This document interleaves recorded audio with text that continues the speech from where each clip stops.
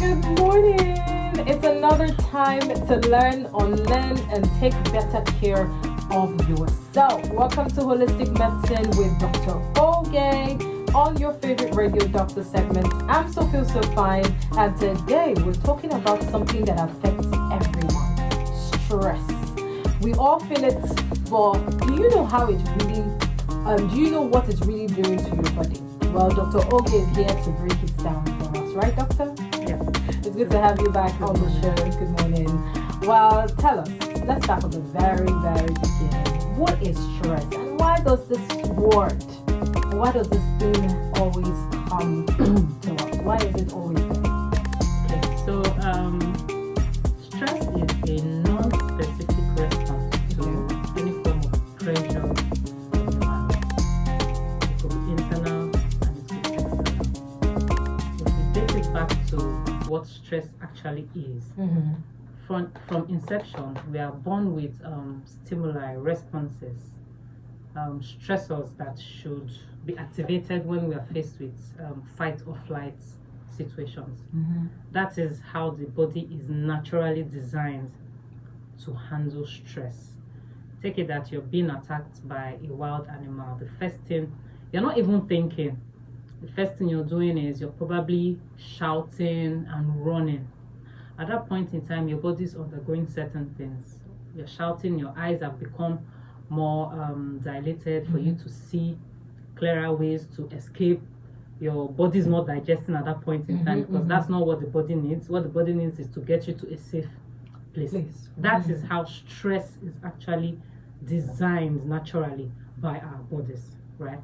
But if we now look at it, it has transformed from a survival skill or a survival instinct to an everyday thing. That is now where the problem comes in. It's no longer physical, but it's now mental. And psychological, emotional. It's no longer physical. Then if we look at some of the things that causes major stress, or we can call them some of the stressors that we undergo through everyday life, number one is work. Your job could be putting a lot of pressure or demand on you, and your body now begins to interpret it as stress, in the sense that when you wake up in the morning, you're like, do I really have to go to work? Now, this is not external stress, this is internal. Your body has seen your work as stress. So that is how your body is interpreting the thought of you going to work. Another thing that can cause stress is relationships. It could be relationship with a spouse, it could be relationship with a daughter, it could be relationship with your friend. But relationships, especially the ones that has a lot of arguing and fighting, at that point in time you're increasing your stress levels because your body is now being put in that fight or flight situation without really having the external occurrence that should take you there. So now it is now inside, right? Another thing that causes stress is illness, chronic illness. When a person is chronically ill, the body is in a perpetual state of stress. At that point in time, the person is thinking from point A to point B to point C without stopping. So you wake up in the morning, there's really no time for you to sit down and say, oh, thank God for today.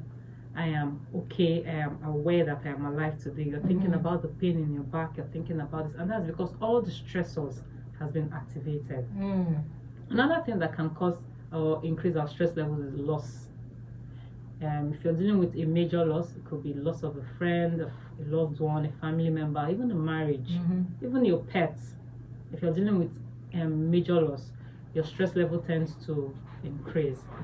Another thing is change, uncertainty. When you're switching places, you're relocating. The fact that you have to shift your mindset from where you're comfortable to a place you do not even know about, that alone has the power to increase our stress levels.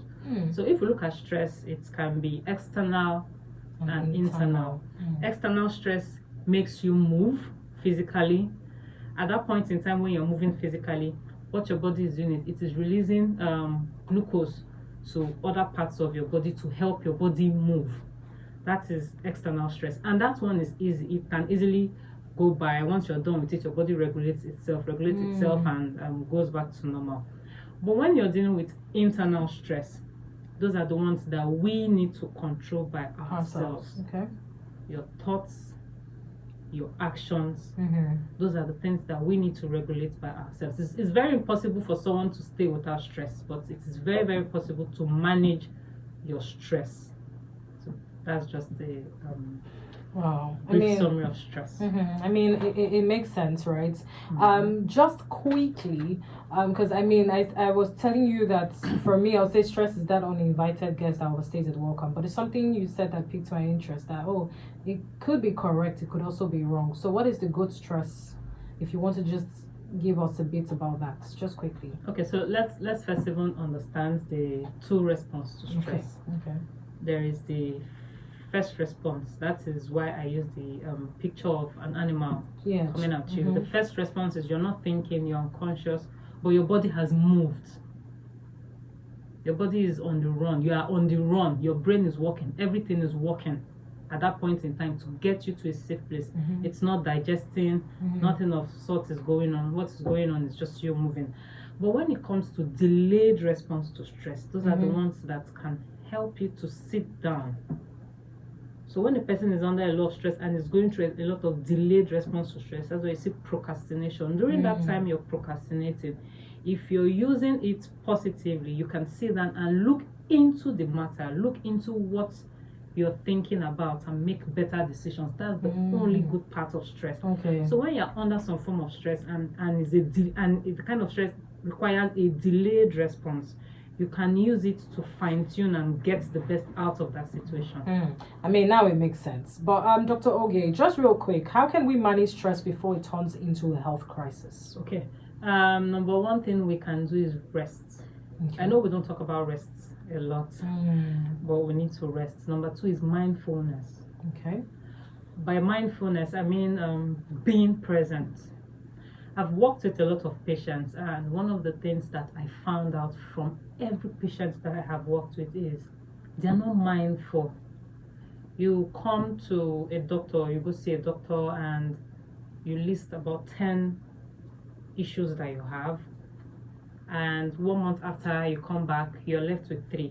You're not mindful of the fact that you're presently better. Your mind is more in tuned or fine tuned, or your mind is going towards the remaining 3 that hasn't been solved. So mindfulness is another thing that we can do to relieve stress in order to avoid illnesses. Another thing is exercise. Okay. Once you go out, you help to you exercise frequently. What it does is it secretes happy hormones. So when you find out that you're under a lot of stress, before it becomes deteriorative, you try to engage in exercise. It will help you. Fantastic. You heard it, fam. Stress may be inevitable, but you have the power to control how it affects you. You have the power to control how it affects you. Let's keep this conversation going. What stresses you out the most, and how do you handle it? Well, drop your messages on WhatsApp at, can I have 07063761691. Fantastic. Dr. Oge will be glad to respond to your messages after the show. Well, this was Holistic Medicine with Dr. Oge, and that is a wrap. But thank you so much for listening. And of course, keep it locked to your one family, one radio station, 92.7 Super FM. Thank you.